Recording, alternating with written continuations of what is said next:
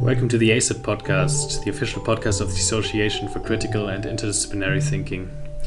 We have a somewhat more relaxed intro now, but we are still hoping to provide you with thought-provoking and stimulating conversations with researchers from all kinds of backgrounds and from all over the world. As always, you can find out more about us at www.acit-science.com. And now, without any further ado, let's jump right in. Awesome, we are recording. So, hello everyone. I'm here with Rim Jasmin Irscheid. Thanks a lot for joining us on the ACIT Science Podcast. So I'll start with a short introduction on your background. You are a doctoral candidate in the music department at King's College London, working on experimental music and world music festival culture in Europe. And your research sits at the boundary between ethnomusicology and sociology, but it also incorporates a lot of practical projects. And you're also involved in organizing music festivals across Europe. But before I go into this too much, I think you're much better at explaining your project than me. So maybe we can start out with a kind of general outline of what you are looking at, and then there are a couple of interesting roads I think that we can take. Thank you so much for the introduction. So my name is Rim, and I'm currently doing a PhD. I'm in my second year at King's College London.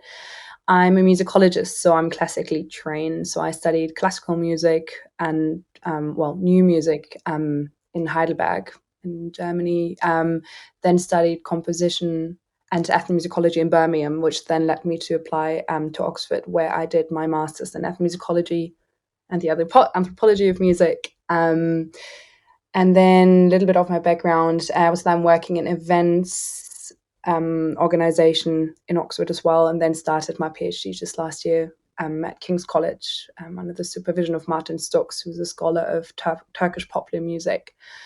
And so my project, it's how you explained it, which was quite suitable. It was so I study experimental and electroacoustic music across the MENA regions and Germany, and what I'm looking at are people that don't really fit into the category of Arabic music that would have been classified as Arabic music just based on the heritage. But those people just do club music and electro and do music that isn't necessarily Arabic. But those people that I study happen to be of Arab origin and mainly live in Berlin and Mannheim. So if people ask me, I sometimes say I study alternative Arabic music because it's really hard to explain something that doesn't really work with Marcus if I try to get rid of Marcus. So it's a bit of, As part of that, I'm curating a music festival in Mannheim. And that's a sort of anti-world music festival, but I'm sure we're going to talk about world music and sentiments against it in a little bit. You already mentioned a couple of interesting points here. One of this, the whole issue of how do you actually label certain musical genres? How do you define music that doesn't fit like a certain narrative or a certain idea, preconceived idea about, in the context of alternative Arab music, this whole question of like, is music that is made by Arabic people necessarily Arabic music? And these kind of questions. And the other is the whole issue of world music. What does it label actually refer to, and how does it how was it used, for example, in the 80s in a kind of capitalistic setting, and how can modern world music or these festivals that focus on music all around the globe kind of re-establish that label without that capitalistic baggage with it. So maybe we can start with the role of music and world music in general in the context of integration and subcultures within diasporic communities, for example, in Germany. Yeah, so actually world music was always like a sort of really handy tool for German cultural policymakers in order to sort of display values of German democracy and liberalism. So it's always been really useful in a way, and it sounds like a really great idea to say we make music with people that have immigration backgrounds, or music with refugees, or whatever that might be. The issue is only that whenever we've seen those world music projects since like not only the 1980s, but even before that, because in the 80s there was a marketing label predominantly in the UK to market everything that was just other than Western music. So something that just pigeonholed everything that was not like sort of white British or white American. So in Germany, we've seen those sort of world music projects far earlier, and they were sort of used as a sort of way to show cosmopolitan values and belief system. And the issue is that this sounds all really great, and it seems like that musicians are being given a stage. But the problem was that a lot of the musicians that were part of those world music programs were often orientalized or sort of used in a way that just reinforced the sort of stigma around Arabness. So that would be like, we are the white, liberal, democratic Germans, and we're putting on those sort of not primitive cultures, but there's a sort of way of, how do I say that? Sort of way of opening up the binary between the sort of rational West and the sort of primitive, very emotional Arab cultural circles. So it didn't really help a lot of the musicians because they often couldn't leave world music stages and were just sort of left to operate within those sort of world music industry structures. So whenever people try to get away from those very stereotypical ideas around Arabness, that wasn't really necessarily encouraged because there wasn't really a market for it, because it was all about this very idea of like Arabness being something really specific, and that could be seen in the way costumes were worn and sort of certain musical styles. Everything had to be quite oriental. So there was just a very narrow framework in which musicians could actually move. It was quite restrictive. And lately that changed a little bit, which is really great. Like, I think people are really aware, like even people that don't work within musicology or anthropology or post-colonialism, they sort of know what Orientalism means. They've read Edward Said and they sort of know what those issues are. But the thing is that some old frameworks and Orientalist frameworks just get replaced with new ones. So, for example, that could be that there are frameworks of resistance, like there's a whole body of literature on the fetishization of resistance, that especially after the Arab Spring, there are a lot of Germans that think we give a stage to those poor people that were basically suffering as a result of the Arab Spring, and that's fair enough. But I think a lot of the time, everyone is sort of thrown within the same, like everyone's sort of pigeonholed in a way that doesn't really show the nuance of everything and everything that happened during the Arab Spring. And not every artist is necessarily a resistance artist. Like there are lots of Arab artists that are not actually political artists, but their music gets politicized quite a lot. And then sort of on the other spectrum, there are a lot of feminine artists that get sort of sexualized and fetishized a lot as well. So basically, the problem is there are always just new frameworks that give Arab artists a very narrow way of representing who they are. That's a very long answer to your question. Yeah, but it already contained a couple of interesting points. So maybe starting at the beginning, I think this issue of the duality between the West and kind of the other, which can be like contain a lot of different cultures and a lot of subtleties that get just kind of wiped under the table by just this idea of the Oriental, the other, this kind of colonial narrative, even of this kind of a primitiveness that was associated with Africa, for example, during the colonial time, and this idea of these untouched people that have their own kind of more simple culture, and you kind of fetishize that idea, and that's probably been going on for a very long time in the way the West views itself. And even though we are officially past the colonial stage, there's probably still a lot of traces of that left, of that mindset left. Yes, 100%. And I think especially in sort of broadcasting culture, like I think a lot of the institutions, like cultural institutions, and that would mean concert halls, venues and everything, they're a bit better at putting on certain shows, because some of them, like there are a lot of independent venues, for example, in Mannheim especially, that sort of are aware of those frameworks and try to sort of work around them and sort of give artists more agency and more responsibility when it comes to their own music making and own sort of self-representation. But I think the problem is just generally the way we learn about and study sort of music that's sort of not sort of music of, I don't know, of an Arab background, or music made by people with an Arabic background at university. Like when I was at university, even in Birmingham or even at Oxford, it was all very much, it was very sort of essential binaries, like this is the Indian music, this is the Arab music and everything. So the way we study that, even at university level, and the way we listen to it on the radio, it's all still very much working within those categories. Like especially in Germany, where world music is often played sort of at jazz radio stations, all that sort of broadcasting culture would have to change. And it's really hard to actually advertise for music like that without using those old labels. So I think there's definitely deeper lying issues, and it's not just pure maliciousness or something. It's actually, we would have to actually change the way we talk about their music, the way we put it on, the way advertising and marketing works. And sadly, a lot of the music wouldn't actually get a lot of viewers or listeners unless we actually changed our listening expectations, which is exactly what my interlocutors in my project tried to do, and what those cultural institutions try to do by working together with artists. So yeah. Yeah, that kind of connects with the next question I was going to ask. So basically, who is to blame for this? So if like these ideas, I think you already mentioned that to a degree that it's a really deeply ingrained problem, and you can't like point your finger towards like the cultural ministries in Germany, for example, that only give out very specific funding, or like to the radio stations or the subculture itself for creating that image or sustaining that image.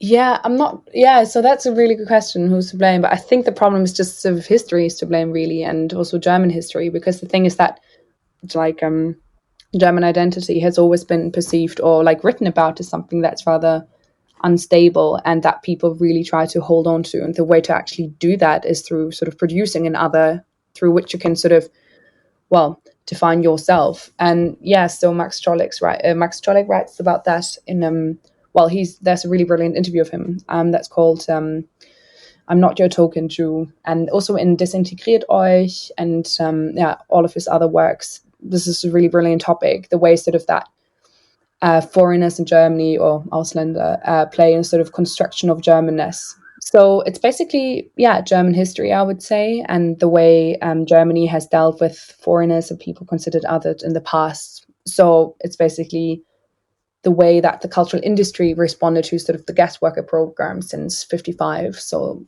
Turkish immigrants in Germany and their sort of cultural production, the way it responded to the German unification, the way it like all the sort of German cultural history, the sort of fantasies of reconciliation that really made Germany construct that other. So I think it's a really a specific German problem, and that's why my fieldwork side changed as well. Like I was meant to actually go to the Middle East to study experimental Arabic music, and then realize that the German case is actually so much more interesting, like specifically because of the way that Arabs and Arabic and Turkish citizens in Germany are depicted, and how they are put into the public sphere by sort of German cultural institutions. So yeah.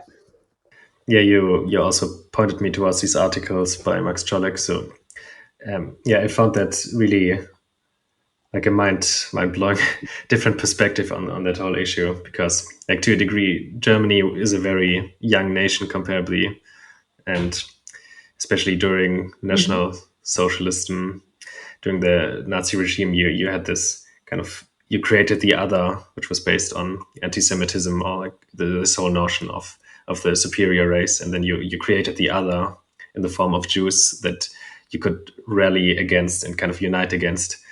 But now, kind of conversely, you move in the opposite direction, and you pretend, kind of, you create your self-image again around another, but around kind of now integrating that other instead of persecuting it.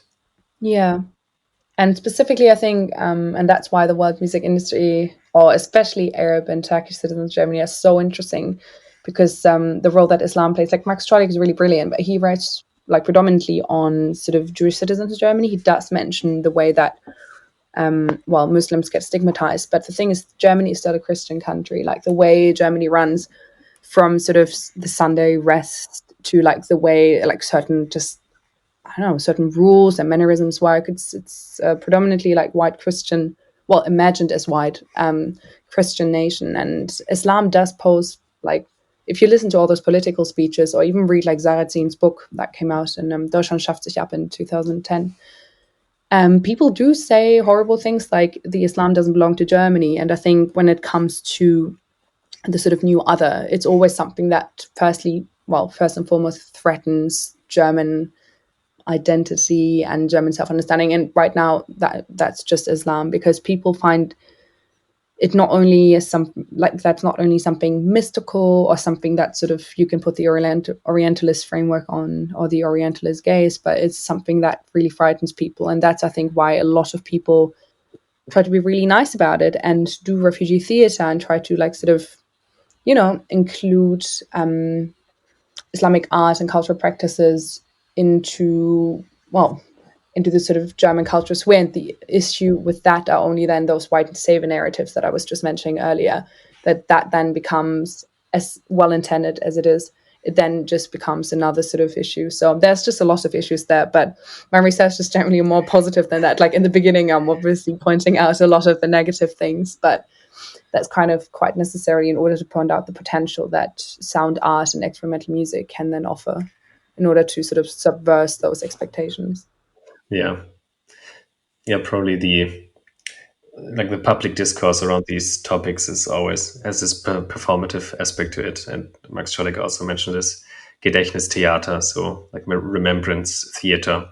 So the whole fact that in the public discourse and public perception, you always kind of act out a certain ideal of how you view yourself, and Germans see themselves as really good at dealing with their past, for example. Yeah, and also like seeing themselves as like a nation that has been liberated from anti-Semitism and sort of Nazi regimes, not seeing themselves as a perpetrator but as a victim. But yeah, Schollek talks about that a lot. Yeah, like sort of, and that's the sort of issue. If you never see yourself as a perpetrator, how you're ever going to deal with the past? It's just sort of going to be, always going to be an issue. Yeah, and the whole topic of immigration became much more like present on everyone's mind, or in the public perception, in the refugee quotation mark crisis that happened in 2015, where there was a lot of like a strong influx of refugees from Syria specifically. Mm-hmm. And that kind of dominated public discourse in Germany. And then the alternative for Germany, the AfD, became really strong, and it seemed like the whole country was kind of dividing around that topic. Mm-hmm. So then, that just underscores how interesting the things you're looking at are actually, then how this subculture is perceived, or like kind of the role music then plays in shaping that public image of the refugees, for example. Yeah, so maybe we can go a bit deeper in this subcultural musical scene in Germany more specifically, and the things you're looking at there. Yeah, so in terms of what I'm looking at musicians that label their music as experimental music, and that sort of can mean everything. So it's quite, for someone like me who's doing sort of research on something that's really hard to define, experimental is actually really useful, because there could be anything and there could be nothing. So at the sort of early stages of a PhD, that's always quite useful. And the reason it's useful is because when it comes to experimental music, as opposed to the avant-garde, it has less sort of elitist, connotations to it. When people hear Arab avant-garde music, avant-garde this and that, it seems to gesture towards a sort of Euro-American tradition in which avant-garde was sort of, part of sort of elite classical music scene. So if that would incorporate John Cage and Yanis Xenakis, or a lot of people that do more sort of experimental musical styles. So I deliberately don't use avant-garde, because it also just, a lot of the musicians think it just sounds really, doesn't really match what they're doing. And when it comes to experimental music, that could incorporate experimental music styles such as sound art and free improvised music. That could mean that people experiment not only with the music, but with dance and with certain instruments. So the people that I'm looking at, they don't sometimes use the instrument the way they're sort of quote unquote supposed to be used, but they use forks, brushes, rubbers. They use a lot of sort of extra musical tools that they then incorporate in the musical practice. And the thing is, with those musicians, whatever they do is really hard to pinpoint, because the genres or the musical styles in which they work, they always change.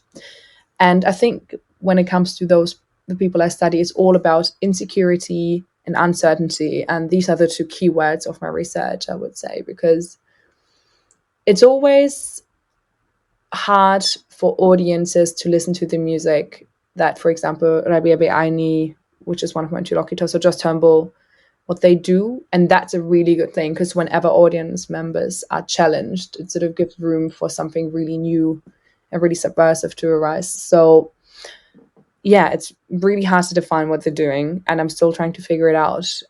But it's exactly that, creating uncertainty, creating radical unintentionality, and sort of creating an environment in which people can try certain instruments and things out together with German musicians. So basically encouraging real exchange in which musicians actually actively make music, make mistakes, and don't sort of try to create some sort of shiny world music version that's a sort of perfect hybrid. Because at the end of the day, when people say music is a language, or whatever people say, it's not really that music should be perfect or communication is perfect, because when it comes to dialogues between different cultures, there are going to be disagreements, and that's just the reality. And if you sort of don't cater for that, and like sort of don't reflect that, and the music is just sort of an unreal reflection of what people want to have. So yeah, I don't know.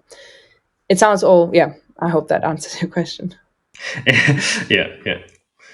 So yeah, you mentioned this uncertainty as being, the center of the music that's being produced. So maybe this is a very difficult to answer question, but is it like the uncertainty kind of opens the stage for this cooperation, or is it also meant to represent kind of aspects of the lives of these people inside the subculture, that it kind of, yeah, I don't know if music is always supposed to represent something or kind of express something emotionally, or if it should be taken for what it is, basically only music. Yeah, that's the thing. The good thing is about these musicians, it doesn't have to represent anything, because those musicians sort of challenge the idea that a perfect cultural product has to pop out of whatever sort of experimental collaboration they do. So I look specifically at collaborations rather than individual musical works. So the musicians I'm looking at would be either Lebanese musicians or Jordanian musicians that then collaborate with German musicians that play sort of Arab instruments, or sometimes just the trumpet or the trombone. And the way certainty plays into those collaborations is that they would record free improvised music that's not rehearsed. So they would actually play together in a way that feels right in the moment, and in which they respond to one another in the moment. And that's really important. And obviously uncertainty is going to rise, because doing, like, for every musician that's listening to this podcast right now, improvising is the most challenging thing, I would say, for every musician. I'm a drummer, and whenever I had to improvise, or even on the saxophone, I would just be terrified, because it actually reveals most of your vulnerabilities and would actually put you on the spot. But I think that just bears a lot of potential for actually creating real exchange, sort of exchanging those vulnerabilities and actually sort of thinking on your feet. And that's why this uncertainty should sort of be recorded and should be part of any music video or any musical collaboration, and not be cut out in order to sort of replace it with some, shiny, perfectly curated hybrids. So I think having uncertainty in the music making process is important, but also having the uncertainty in a way of sort of not knowing who's coming to concerts, and actually like sort of gambling with that. Because the thing is, it's really easy to, if you put like a sort of Persian rug and sort of some Orientalist imagery on a flyer, certainly people are going to show up because they know what to expect. And it's always a gamble if you sort of miss on those, if you leave out those markers of like imagined Arab identity and just sort of see who's showing up. But sometimes it could be sort of an even more interesting audience that shows up. So I think uncertainty in a lot of ways, when it comes to the curatorial process, to the music making process, to the way the music is listened to, just plays a major role.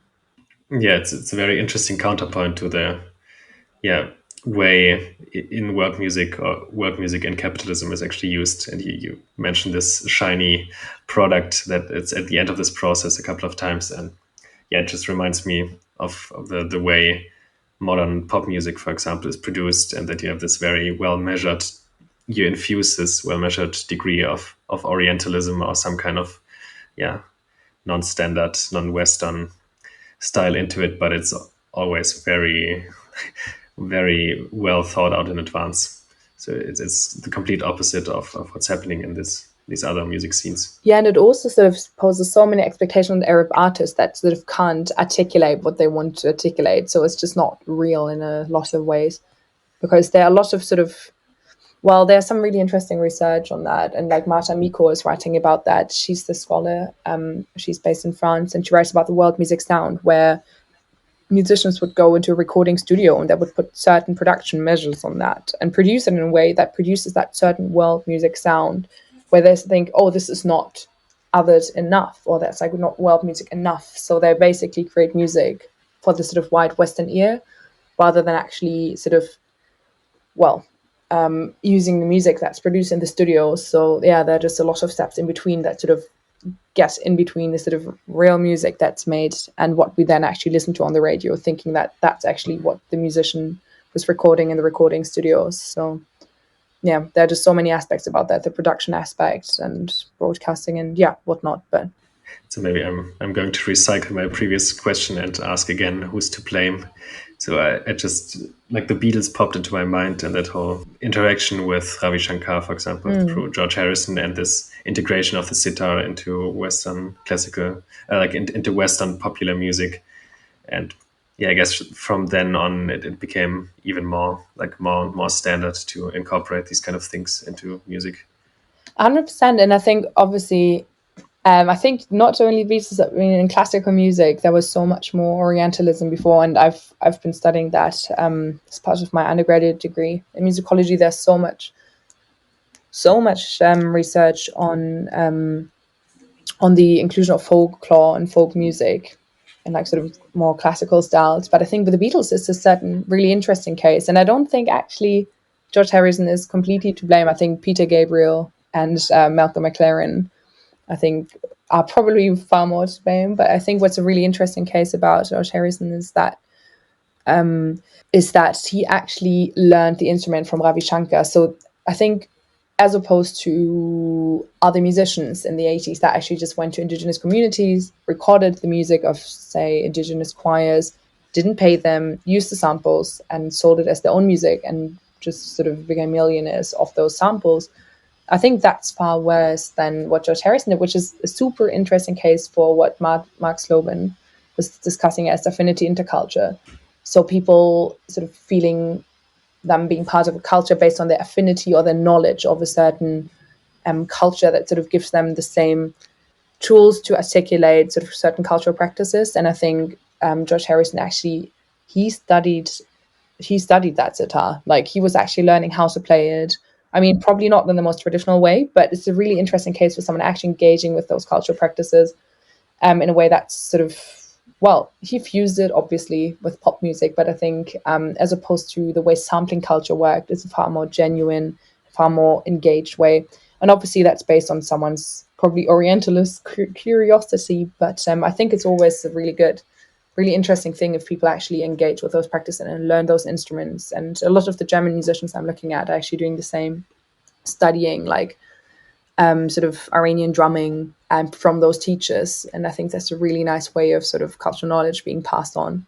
Yeah, I completely agree. I think with George Harrison, it was a very genuine interest in the instrument and in exploring these sounds. And there's also this album he recorded with Ravi Shankar, which is called, I think, Sound of India or something, and which is really kind of a very classical Indian style music. So I think he got so involved into the musical style that it was kind of fair play, and he didn't go in there with the intention of making a lot of money with it without actually Maybe he getting did in touch with it. but I hope he shared it with Ravi Shankar. That's sort of the one thing that, like, a lot of ethnomusicologists, so I will obviously take a closer look at, is like how do royalties work. And obviously this is probably another PhD thesis, but it's always really interesting to ask musicians and curators, and that's a really uncomfortable question to ask, like, how much are you paying each artist, or especially with residencies, how much are those people like getting? What are the resources you offer, and what are the sort of resources that you're taking? So you have to be quite sort of, I mean, all cultural anthropologists at this point have a sort of Marxist approach to to culture, and that's just because we have to look at those sort of economic divides and the way and just basically look at who's profiting from this and who is sort of the more vulnerable person here and so on. It's always really interesting to ask those questions, even though they're uncomfortable. Yeah, so maybe we can actually go in that direction, because I also found this very interesting. So yeah, I don't know where best to start, but maybe in general, if you look at these musicians, for example, in Mannheim and Berlin, so who is actually paying for them? Maybe also with respect to these collaborations, what's kind of the monetary story to be told behind that? Yeah, so a lot of those things are actually arts council, or basically it's sort of funded by the Kulturministerien or sort of Kulturstiftungen. So a lot of sort of arts funding or the Ministry of Culture. Most of them are sort of funded projects based on sort of, efforts for cultural diplomacy. So that's basically sort of not old world music thought, but sort of a sort of world music-esque thought of, we try to sort of foster and support migrant communities, but in a way that's obviously more, aware of the discrepancies and more aware of what the world music industry have done wrong. And that's sort of why I call it post-world music, because people are actually aware of the sort of problems that Arab artists encountered previously.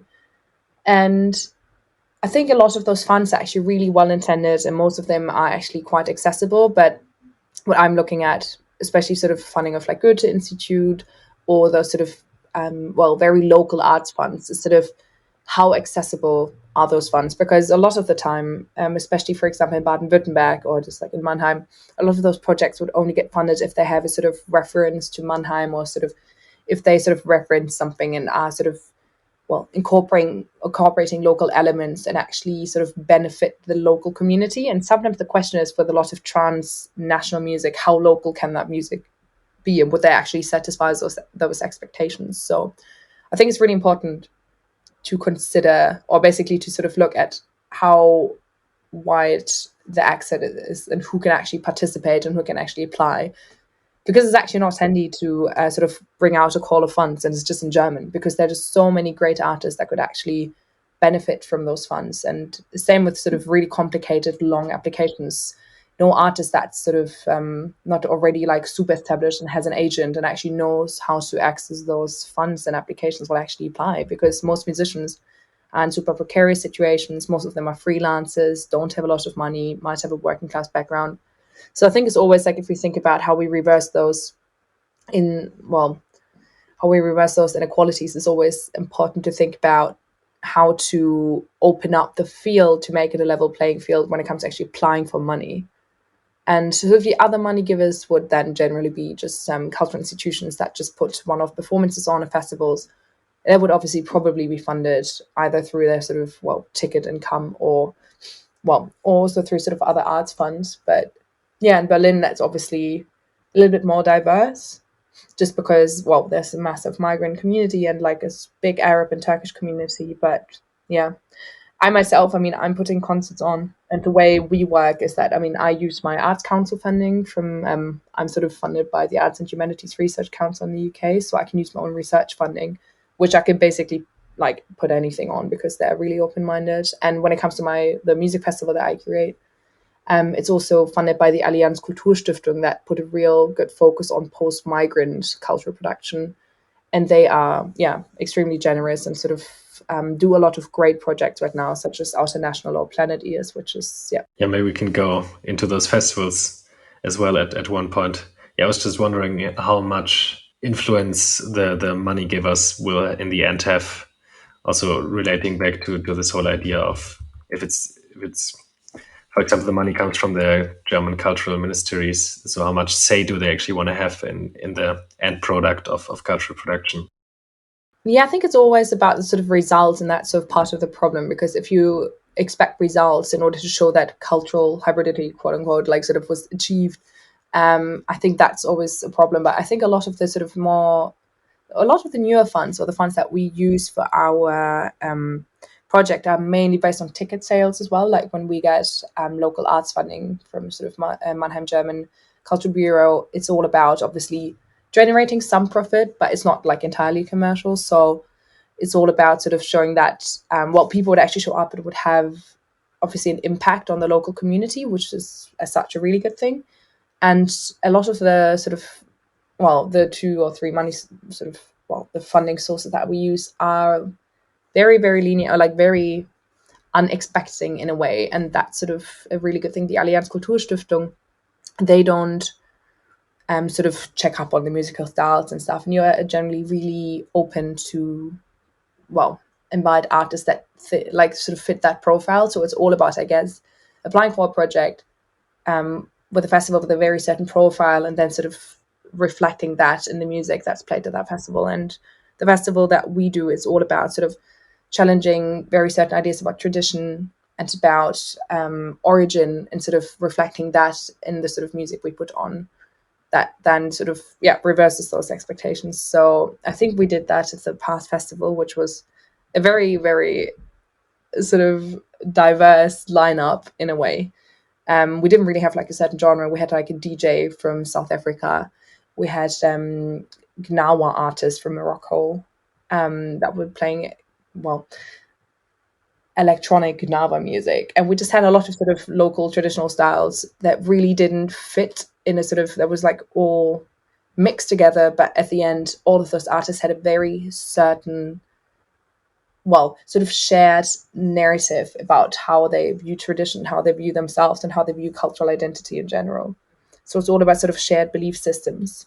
Yeah, we talked about this a bit before this podcast, but the question of how you actually organize these kind of festivals and how this works, how do you create that kind of shared mindset behind all the people that participate in this festival? How do you create an interesting experience for the participants, and something that's actually worthwhile? So how do you go about organizing a festival and booking artists? So we have like a really great person there that's a booker. So bookers are basically, I think it's just the most like a sort of, I think every festival needs a booker. So someone with connections to the music industry that really knows how to write agents and sort of find the right artists that match those, to match the profile of the festival. Because it's sometimes really hard to get in touch with artists, especially if they're touring internationally, and if they're already quite established. You need someone that's sort of full-time, is sort of on the case full-time. And Uwe Gronewold,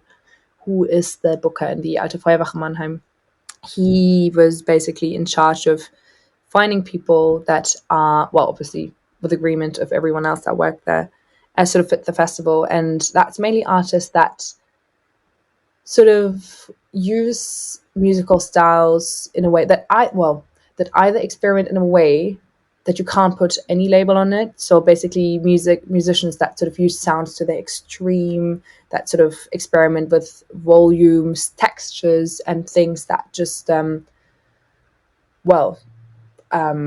use sort of traditional instruments in a really extreme way. So there's always an element of that, something that could be considered traditional, and that sort of being challenged on stage. And the sort of other thing that he was looking for, or we were looking for, were a lot of sort of electronic mediations of traditional music. Because when it comes to sort of the old world music industry, a lot of that was acoustic world music, or obviously samples, and something that had a very clear separation of, now this is the Western musical part, and now this is the Oriental part, and these are the two elements, and they were quite fixed elements.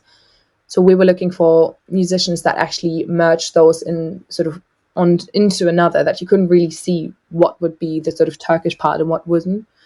And that could, for example, be, I'm just using Rabi Al-Biani again as an example, who's a DJ from Lebanon who lives in Berlin, who layers 5 different, or sometimes 6 different rhythms, however many rhythms on top of one another. But you can't really separate them out. Like, it sounds really confusing. It could be a drumming beat, it could be another sample, it could be a sort of Indonesian sample, it could be just a techno beat, and you can't really separate them anymore. And that creates obviously a lot of confusion. That also creates lovely soundscapes that sort of really challenge those binaries between like sort of element A, element B, element C. So basically we were looking for people that sort of used technology and like used their instruments in a very, more challenging way. And obviously the thing is, sometimes you end up hiring very similar people because there are only a couple of festivals right now in Germany, and CTM is another one of them in Berlin that actually put on those kinds of music. So you sort of look what other people put on. You also like check what's out there right now and what's sort of trending. And and people would recommend other people. So it's also a massive network where you can find artists based on the sort of artists you previously had played at your festival. And you obviously have to be aware of not putting on the same artists all the time, but there are some people that are really big on the scene and pioneers in those ways, and it's important to sort of give them the stage as well as less well-known musicians and women, of course, because they are basically very much lacking in that industry. Yeah, I found this point interesting about him, like layering several different tracks and kind of different rhythms, and this whole idea of music kind of being pushed out of the boundaries of this classical way of thinking, for example, about rhythm. There's pianist called Tikran Hamasyan. I don't know if you know him, but he's experimenting a lot with Armenian rhythms and kind of very out of the box kind of rhythms. But as classically trained people in the Western tradition, we like to think of them, or like kind of put them in the boundaries of the bars and of certain keys and all of these structures that help us kind of understand how music works. And going to these concerts, and I was also part of two of the concerts at the festival in Mannheim, and I found that really interesting to kind of, you constantly try to put music in kind of the framework that you inherited from your tradition, and then if the music pushes you out of that, it can be really kind of disorienting experience, because you feel like can this even be music? I don't get it. Yeah, which of the two concerts, out of interest, were you visiting? Because then I can sort of talk a little bit more about what those agendas were. The one was in the Alte Feuerwache with Böser Ferrari and Jutta Glaser and Sharif Zenawi. and the other one was where we actually met, kind of this combination between Colombian music and electronic music. Kubiatron. Yeah. And these were two really, really different concerts. And I think especially, with Kubiatron, they were sort of more, audience focused. Like it's sort of dance music and is very sort of happy and very much sort of meant to sort of entertain. Whereas I think what Klaus Böser Ferrari, Jutta Glaser and Sharif Zenawi were doing is quite challenging to listen to, and was actually trying to really sort of challenge audience members. And Klaus Böser Ferrari is a really interesting case. He played at a lot of festivals around the world, including the Ethnomusicology Festival for Experimental Music in Beirut. And he always says he actually is sort of not honored when people walk out, but he sort of wants to provoke a reaction. And that's sort of the whole point of this very extreme end of the avant-garde that Klaus Böser Ferrari or Sharif or Jutta are sort of working in. It's all about challenging people to the extremes and sort of not leaving them confused, but leaving them think about their own frameworks and sort of what they might have expected, and really like mindfully listen to it. So it's a lot about like mindfulness and sort of being actually able to open up in the moment and actually not resist it. Like you could probably think, oh my God, this is really horrible to listen to. This is very annoying. I don't understand it. But once you're sort of over that point, you can actually be like, well, why don't I understand it? Why don't I like it? Or maybe I do like this very certain part. Why do I like that? So really sort of thinking in the moment, but obviously you would have to have a very certain audience for that, or you can actually educate your audience if that's what you want as a musician. Yeah, it's also quite interesting because people have been walking out of concerts for hundreds of years. I mean, there's so many stories also from the Western classical tradition, Exactly. from Stravinsky to like Beethoven symphonies, or like the novel and it's hard to understand was always kind of provocative. And I always think that's the case when people ask me, like, I was doing this interview with Deutschlandfunk, and it was exactly about that point of, well, what if people never get used to that? Or basically, what if people never get Arab experimental music, and will it always stay niche? And I always think like, wow, people completely forgot that the Beatles were something, or even Elvis was something that people were completely shocked by. And the same was going for Chicago house music. I mean, house music and techno is everywhere.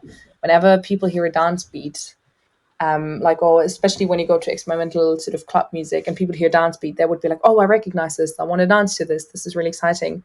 But the thing is, house music in the 80s had such a slow uptake. People were so confused. And I think it's always just about sort of giving it a little bit of time. Like now it seems really insane to think that people didn't like house music. I mean, it's literally in every bar and every restaurant, even in probably McDonald's. But the thing is, like, now it's just everywhere. And I think it's always like sort of giving it time and giving it the right stage and sort of putting it out in the public square and sort of educating people and giving them the chance to actually be confused at first in order to sort of get over that and actually search out those places very actively on their own accord. Yeah, a related point I was also thinking about was kind of how, I don't know how much you know about that or thought about that, but how the whole transformation of the music industry in the last couple of years with Spotify and YouTube and all of these new ways of listening to music and moving away from record sales Yeah. kind of put different kind of also financial pressures on the whole industry and how that kind of changes the landscape. Yeah, it sort of certainly did. But the thing is, in another way, it sort of gave a lot of way for, well, when it comes to sort of DIY music making, to actually enabling a lot of the artists to get out there in the first place. So, especially when it comes to sort of music making in Iran or music making in sort of other parts of the Middle East, it's always really important to consider like how great Ableton and like all those other programs and softwares, music production softwares, and it's always important to consider how important those sort of, well, the advancement in digital music making is in order to bring those more into the public, well, bring it onto the internet for people to listen to. And obviously it's really hard when you then think about who listens to this to actually, well, get money for that music. And actually, well, obviously it's one thing to put it on SoundCloud and produce it really cheaply. In the past couple of years, that's obviously been like so much easier. But when it comes to actually promoting it and everything and actually finding the right audience and getting money for it, I mean, that's all, well, mostly dependent on connections and really well, sort of very good contacts to the music scenes, especially like European urban centers. The thing is, like, in one way, it's much easier to market yourself on Instagram if you're really good at it. There's so many artists or like people that are so great at this. There's this one musician called Khayam Alami. He just invented this really amazing tuning software where you can actually tune out of the sort of Western harmonic system. And he's a brilliant musician and he's using Twitter. Now he's like created his whole Telegram channel. He's really good at it. He's giving conference papers. He's sort of in that intersection between like a practicing musician that also plays at like Berlin's biggest venues, but also being a brilliant researcher. And I think sort of you have to be, as an artist nowadays, with the sort of changing music industry, you have to be able to play those certain roles and sort of have a sort of fluidity of your roles where you're not only the musician, like back in the day where you have like an agent or like you have a music production company, but actually run your own record label or know someone that does, actually create your own content, be your own PR person. It's so much harder, but I think it's actually really important to think about those aspects of sort of modern musicianship and especially Arab musicianship, actually playing all those roles and while branding yourself in a way that's actually really beneficial to you. But yeah, on Spotify, I think that's one of the sort of okay places, but I think YouTube is a really great way because it's much easier to put your music on there, and especially the way the algorithm works. That's how I discovered a lot of the Arab music that I'm listening to right now. So sort of finding the right platforms, I think, is really important. Yeah, YouTube is really a fascinating way of actually, yeah, just finding an audience out of nowhere, and especially for music that is more kind of niche or more difficult to listen to, and that doesn't really, yeah, many people that don't have too much time to spend with music and experimental music probably don't fall into that category. But you can potentially reach people all around the world just on YouTube, and you don't have to find like people in your local neighborhood that want to listen to your experimental music. But it really opens up a lot of the constraints. Exactly. And I think it's also really important to think about that divide between, well, the divide or not divide between the digital and the sort of physical in a way. And in a way, the divide is sort of less and less because the way that people even collaborate within those residencies that I look at, they collaborate in a way that's both, that works both digitally and sort of in person as well. But when it comes to concerts, I think that sort of specific type of experimental and free improvised music sort of just works when you're actually there, because the thing is, when it comes to those extreme volumes, you need to be present in the moment in order to be able to not change that. Whereas if you listen to the same music on your sort of headphones, even if they're stereo or like the sort of everything that musicians attend when they put on that music, and when they put a lot of effort in sort of, I don't know, panning and all those effects, it doesn't really come across really well in YouTube videos. And especially when it's too loud, you could actually change the volume, turn it down, and then the shocking moment is gone. Like, you basically disable the way you could actually listen to that music and be shocked. So I think with a lot of that music, it's really important to actually go to those live shows and experience it in the physical space with a lot of the other people, because especially the way people around you react really influences the way you listen to that music.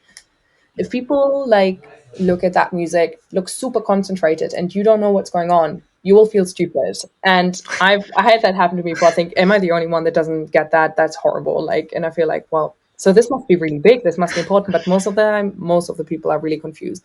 And sort of like bouncing like off your sort of own thoughts of those other audience reactions is also sort of really nice side effect of going to those live gigs. So I think, yeah, basically live music should just have, obviously after COVID, should sort of more be in the center of that musical network rather than the sort of recorded music, which is nice to listen to, but definitely less relevant in a way. Yeah, there's something very special about live music. I think that you could very almost physically sense now during the first after COVID concerts in quotation marks, but there was this sense of everyone being super enthusiastic about finally being there, in experiencing it kind of in this shared setting. Because YouTube indeed has a lot of advantages, but it's also kind of a lonely enterprise if you don't meet up with people to listen to YouTube. And you can, I think there's a certain danger in the fact that you can just switch and that you always have like 10 new videos in the sidebar. So it makes it harder for you to kind of experience these aesthetic elements of kind of displeasure or something being too loud or being horrible, and you're not forced to understand it because you can just move on to the next video. Exactly. And patience is obviously another thing. And it's obviously like, yeah, quite the opposite of easily listening most of the time. And I think whatever we want at home after a sort of long day is definitely not something that basically challenges us. So, yeah.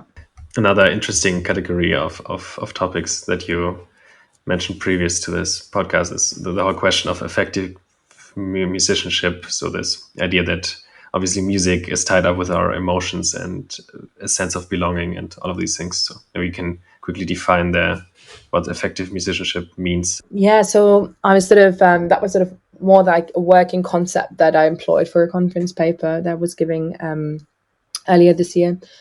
And I sort of tried to merge ideas around like effective citizenship, where sort of, well, where people like Mukherjee were talking about ways in which people experience citizenship through sort of shared emotions, or sort of, well, shared experiences. And I think when it comes to musicianship, I'm not writing about citizenship as part of my PhD, but more about musicianship that includes like the way people work, the way people are branded, the way people sort of struggle within the music industry, and sort of more economic factors and sort of the more behind the scenes of a music person factors. And I always think like musicianship was like a sort of neglected factor of music research or ethnomusicological research, because I think a lot of people focus on musical analysis, or like they're focused on sort of the sociocultural context of the music. And I do that a little bit, but what I found really interesting is the way that musicians brand themselves and the way they actually work on an everyday basis, or like mundane activities, and like the way they actually collaborate with people and how all the sort of social relations work out for them. So the thing is that I thought, or what I sort of noticed, is that a lot of the curators and a lot of the musicians that I was looking at, they had this shared aversion.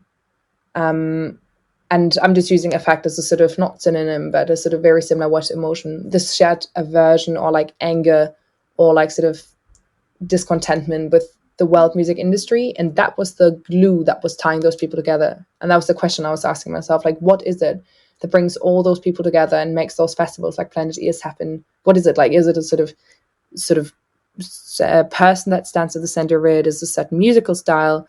Because the thing is, the musicians that we had as part of the festival, they were all so different and they all didn't know each other. And I just thought, well, there must be that sort of glue. I don't know how, or that polyfiller. And that polyfiller was the sort of aversion against the sort of world music narrational strategies. And that's sort of what I meant with effective musicianship. There's a certain affect and just a certain sentiment and belief system that ties all those people together, which I think is so much more relevant than a sort of geographical place, because those people, they are not really tied to music institutions, and they're not really even friends, and they're not even part of, like, they're not even working with the same geographical boundaries, but they all know each other, or they all are brought together through that sentiment. So that's what effective musicianship meant to me. Yeah, it's interesting to have this kind of phenomenon where a version or like a common crutch can bring people together. But I guess there's also the more positive elements of just the music itself bringing people together. Like in the jazz scene, for example, there's this very common passion about just jazz music, and this phenomenon of you can jam with people at a session that you've never played with any of them before, but you still quickly form this bond of having this kind of common language and this communication that can just instantly happen without any words spoken before. There's also something magical about that. Yeah, definitely. And like when I was attending a couple of rehearsals, it was actually quite interesting how little people actually talk before the rehearsal. And that can be really limiting, but also really liberating. And I think I always thought about it as liberating only. But I think when I was at the rehearsals, I realized those musics also need a structure as well. It's always like fair enough to sort of think, oh, music is going to bring people together, but especially with experimental and electroacoustic or free improvised music, there has to be sometimes a certain structure or certain boundaries as well, for some at least. That would be like, well, then that's when you improvise, and that's when you improvise, and we improvise around that effect or that emotion, and that word will trigger this. So there's sometimes a lot of more thought going into that. Yeah, and that's again where theory kind of comes in. And yeah, there's like in jazz, for example, there's a certain language and a certain way of notating chords and scales that you play over certain chords that kind of gives you this framework that makes it easy to just agree on a certain way of playing, even without having to establish that in advance. But again, then if you move between different kind of frameworks, for example, if you look at more classical Arab music that uses these quarter tones, or not even quarter tones. Quarter tones is what is usually depicted like in the Western tradition. But you have this very specific tuning for specific scales. And these are usually taught by ear, but if you just have to force them into like this Western way of notating them, it becomes really difficult to make sense of them. And if you then hop in between these kind of different frameworks, it can be, I think, probably a bit tricky to agree on a way of playing. And I think that's why a lot of the musicians that work within that realm work with graphic scores and photographs. Like I was attending this one workshop, which is another great residency program, One Beat, which is run by the US Department of State.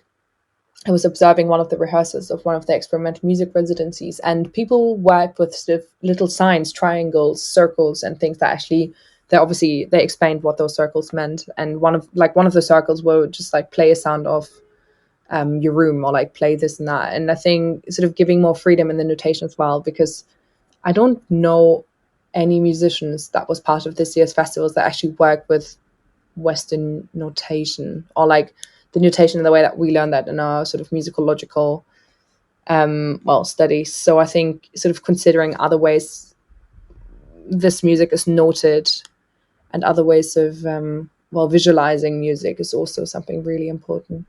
Yeah, it's interesting that you just invent completely new ways of putting it on paper. Yeah, maybe going a bit back to the topics from the beginning. So the role that Arab music now plays in Germany, more specifically, also like pertaining to your research topic. So maybe also like you can also talk a bit about what kind of the aim of your thesis is, and the field work you're doing, and kind of the challenges of basically doing research in the field. Yes, so I'm currently just doing my fieldwork preparation. So it's obviously it can always like change because we never know. Like as an anthropologist, you will be like you can plan as much as you want, but when you go into the field, something else could completely throw you off and change your topic 180 degrees. But what I think would be interesting to look at is sort of those music collectives that are formed between German musicians and Arab musicians, and the way they think about traditional music, and the way they either reject it or think of it as something that's potentially really liberating and empowering. So looking at that, but also, I think what the challenge could obviously be is draw boundaries around the field, sort of. So thinking about, like, is it just Mannheim and Berlin, or whenever those musicians play in other cities and find musicians that are very like-minded, do I go there as well? So actually, I think my fieldwork is less bounded already in sort of two sort of countries or cities, is actually more following the individuals and following the institutional networks. So it's a very sort of vast field. Like when it comes to my field side, that's obviously very dependent on where individuals go. So it's quite mobile field. I think that could obviously be a challenge for someone that could, scoring on fieldwork for only 6 months. Yeah, and you mentioned also that in order to really, so you don't just go in there and basically do an interview, like, and then leave again, but you also feel like getting to know the people and try to get more acquainted with the language in order to just get build up a more natural connection and kind of get the real inside view of the scene. Yeah, but also as a sort of musician, I'll make music with them and actually collaborate with them as part of my fieldwork. As a sort of anthropology, we call that participant observation. So sort of being part of that and observing sort of the music making process while actually being part of that. So sort of, I'll have like very different roles in that. So I'll interview musicians, also speak to industry representatives. So actually not just focusing on the musician side, but actually hearing from people that do put on work music projects, why they do it, how they do that, or if they like don't do that, why they don't do that. So actually incorporating like all those different perspectives, from the sort of administrative side of things to the marketing side of things to the sort of musical and audience side of things. So sort of going through all those perspectives and actually interviewing people that's a part of that. And then, like being part of that myself. Like I sort of use Ableton. I can sort of just do basic music production, but actually learning from those musicians how they produce music and really sort of getting in there and sort of being around those networks and going to all those venues. So it's going to be, going to be a big project, but I'm looking forward to it. Yeah, this also connects nicely to the meta question I was planning to ask. It's about, because I find it very interesting now that we have had a fair amount of PhD students on this podcast, like that every field really features a completely different set of daily tasks and challenges. So I was going to ask like what the daily life of a musicologist looks like, if you mainly do like hands-on work, or if you mainly read texts or write.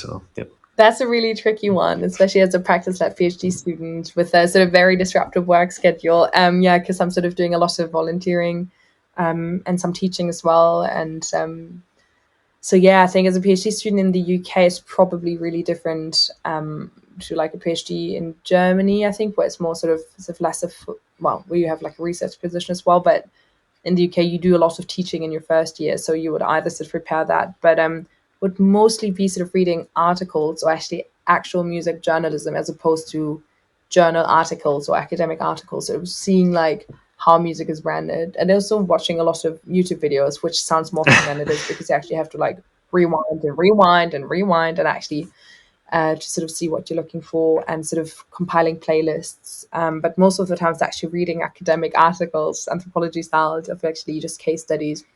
And sort of right now I'm just working on my literature review, just sort of before my first Viva at the end of next month. So just reading certain case studies around the way that Arab musicians and Turkish musicians have been depicted. So a lot of sociological studies. And because I work quite interdisciplinary, it's a lot of sort of journal articles from political science, sociology, media anthropology, summarizing them. And then, but most of the time I'm a big fan of sort of combining that, but a lot of creative work as well. So I do a lot of music myself. So sort of combining that as well, and using time to reflect, because when you read a lot of stuff, it's always good to just take a couple of moments to actually bring all those strands together and sort of make sense of what you're doing, especially in the first year when you're still finding your narrative and still sort of shaping sort of main thesis of your project. Yeah, usually at this point I ask about favorite books. I mean, we can also talk about if you have a favorite book or any book you can recommend, maybe also about your topic or unrelated book. I was also going to ask about your, like, if you have like a favorite piece of music or like something you discovered recently that you could really recommend people should look into. So I think my favorite book of all times when it comes to musicology that's actually not musicology, like it's not very academic at all, which is why it's so great, is David Hasselhouse's Why Music Matters. He talks about music, intimacy, sex, rock and roll. He really brings music and emotion together, covering the whole range of emotions and intimacy as well. So I think that's the most important, I think, scholar when it comes to the way music actually plays a role in our lives and how deep that can go. He's a brilliant scholar. He's at the University of Leeds, and he's there at the Media School of Media Communication. And yeah, so his book is amazing. So he just talks about why music plays a role in our life and how and so on.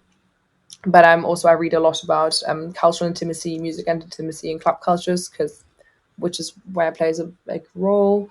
And then another book I'm reading right now, which I can always recommend, is reading Max Frisch right now, but that's also because I'm not based in Germany right now, and I love reading my Swiss and German authors because it's quite like as a sort of as a PhD student, as a lot of people know, it's just reading for pleasure can be really horrible, and mainly you just sort of go and watch a movie because you're very tired of reading words, but it's quite entertaining. Which one are you reading? Piece of music. Sorry. Montauk Yeah, right now. It's more like sort of diary and sort of fragments, which is really easy because you can just read 3 and then fall asleep, which is nice. And then another piece of music that's really good, I can always recommend to people, is this Jordanian band El Moraba. They're so amazing. It's so relaxing and lovely and just all those things. They have this song called Ilham. It's Ilham. It's a sort of mixture of, it's sort of Arabic, indie, dream pop, psychedelic. It's just great. The music video is brilliant the whole album is brilliant from start to finish, and that's something I can recommend to anyone interested in sort of Arabic popular music. It's a great sort of beginner's album to start with. Yeah, that sounds great. So I guess this is a good place to end this. So thanks a lot for joining us, and I had a great time. Thank you very much.